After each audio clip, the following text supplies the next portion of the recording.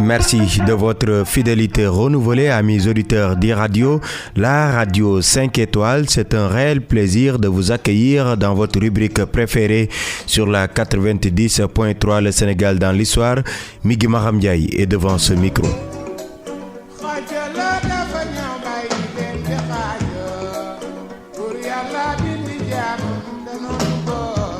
Il y a 15 ans, disparaissait ce monument du patrimoine scientifique et culturel africain. Il était célèbre pour ses sources d'inspiration, la force spirituelle de ses paroles, mais aussi sa connaissance profonde en tant que griot de la culture nationale et africaine. Ndiaga Mbaye a quitté ce bas monde le 13 février 2005, mais il ne disparaît pas autant de la mémoire des millions de mélomanes à travers le monde et particulièrement au Sénégal.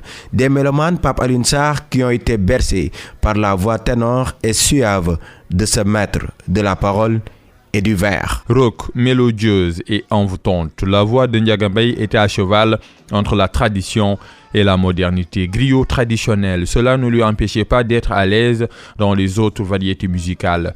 Ndiaga Mbaye faisait du blues et du jazz, le mbalax et la musique traditionnelle étaient dans ses cordes.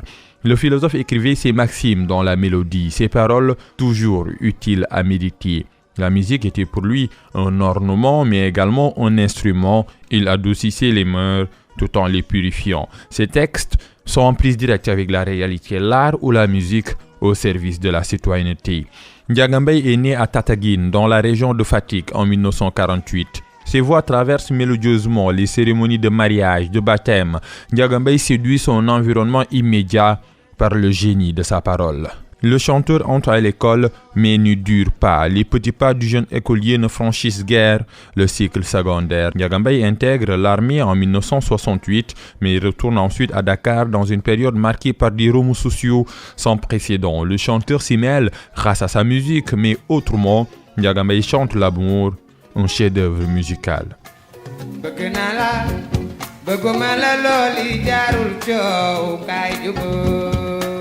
L'amour pour faire face à la haine. Ndiaga Mbaye était une sentinelle, un chantre de la paix, un pont entre les cultures et les communautés. Mbëggeel, Omar Foutiyou, Dabakh, Nieti Abdou, des succès qui toujours inspirent. Ndiaga Mbaye entre ainsi au Théâtre National d'Adrien Sorano grâce à Maurice Sonnar qui fut ancien directeur de cette honte lyrique.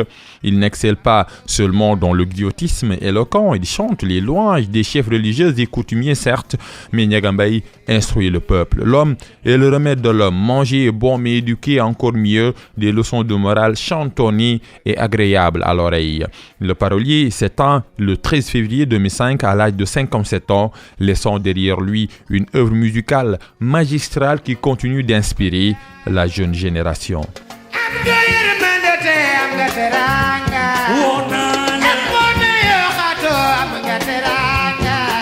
Pape Alioune Sarr, cet homme qui est à l'honneur dans ce numéro, incarnait un humanisme si précieux pour notre époque tourmentée. Merci. À présent, nous allons accueillir Cheikh Diop dans la dernière partie.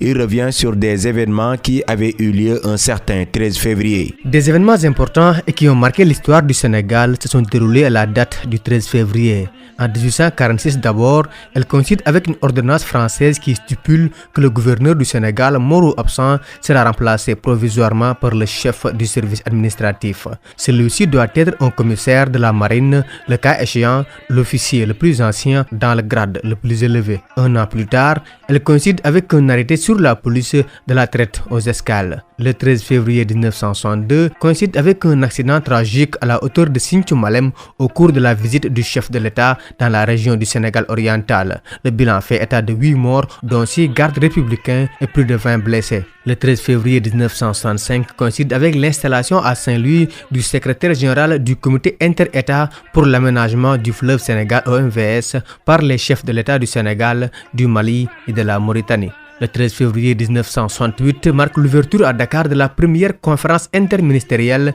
élargie du sous-groupe régional des riverains du fleuve Sénégal. En 2002, durant la nuit, 90 cantines sont ravagées par un incendie au marché des HLM de Dakar. Les pertes sont estimées à plusieurs dizaines de millions de francs CFA. Merci, c'est cet élément qui met un terme à ce numéro de votre rubrique Le Sénégal dans l'histoire. C'était le dernier numéro de la semaine présenté par Migui Maram Ndiaye avec l'appui technique de Serigne Saludem. Merci de l'avoir suivi. L'information en continu sur emedia.sn. Mukhreja Biram Fatma, Mukhreja Biram Fatma.